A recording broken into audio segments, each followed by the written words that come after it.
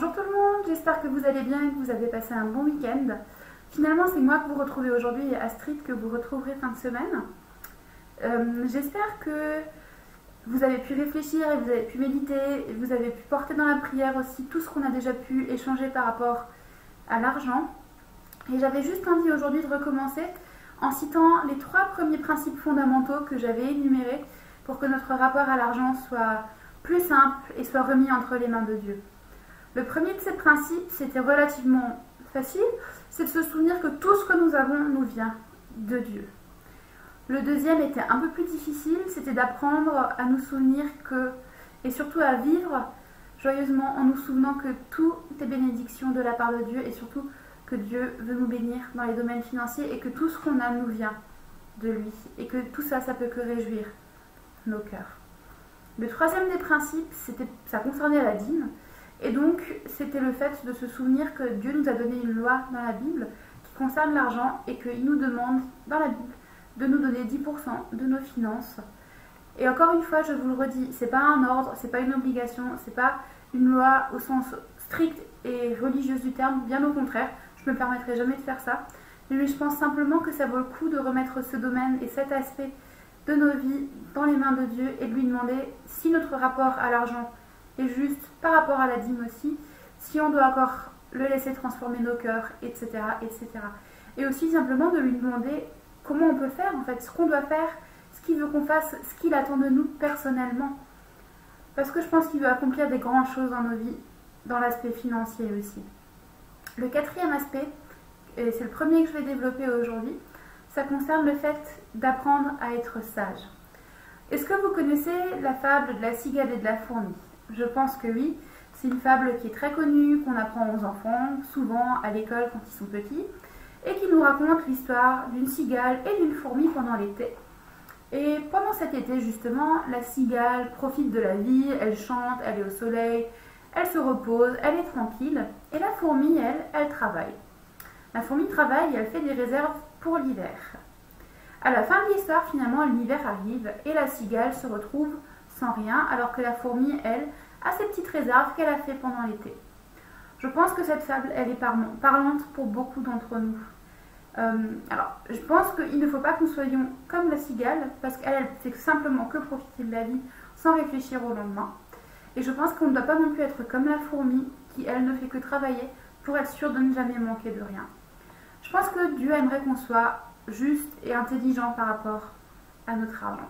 Ce que je veux dire par là, c'est simplement que on doit apprendre en fait à le gérer de manière intelligente, en n'oubliant pas de mettre un petit peu de côté tous les mois ou quand on peut pour nous préparer aux hivers financiers. Les hivers financiers, on le sait tous, ils peuvent arriver très vite. Une grosse facture, un pépin de voiture, peu importe, mais en fait ça peut arriver très rapidement et on peut se retrouver très vite dans des situations qui sont très compliquées. Alors, je ne vous dis pas qu'il faut mettre tout, enfin voilà, tout ça c'est entre vos mains, entre les mains de Dieu et entre vous et lui, mais je nous interpelle simplement aujourd'hui pour nous dire que il faut peut-être qu'on apprenne à gérer notre argent en pensant aussi aux périodes qui vont être plus difficiles, parce que quand on a des périodes qui sont plus faciles financièrement, c'est plus facile de prévoir la prochaine période qui sera un peu plus compliquée, parce qu'on sait toutes qu'à un moment donné ou un autre, il y en a une qui va arriver. Et encore une fois, c'est vraiment un petit conseil que je vous donne, ou j'ai même pas envie de dire un conseil, c'est une réflexion que je vous laisse, mais que je vous invite vraiment à laisser entre les mains de Dieu. Et la dernière des clés, finalement, je pense qu'elle peut recouper tout ce qu'on a dit jusqu'à maintenant, c'est écouter ce que Dieu a à me dire dans mon rapport à l'argent, par rapport à mon rapport à l'argent. En tant que chrétienne, on est censé être connecté, je vais le dire de manière très radicale, connecté à Dieu tout le temps, en non-stop, avoir une relation vraie et quotidienne avec lui. On aspire tout à ça. Mais parfois, on aspire tout à ça en lui disant « mais ça, je ne veux pas te le donner. » Et puis, dans ce domaine-là de nos vies, j'ai pas trop envie que tu t'intéresses quand même, parce que ça me convient bien comme c'est. Et je pense que l'argent fait parfois partie de ces domaines, et je pense que ça fait partie de ces domaines dans chacune de nos vies où on a toutes besoin de grandir encore dans notre rapport à l'argent, comme Dieu veut qu'il soit.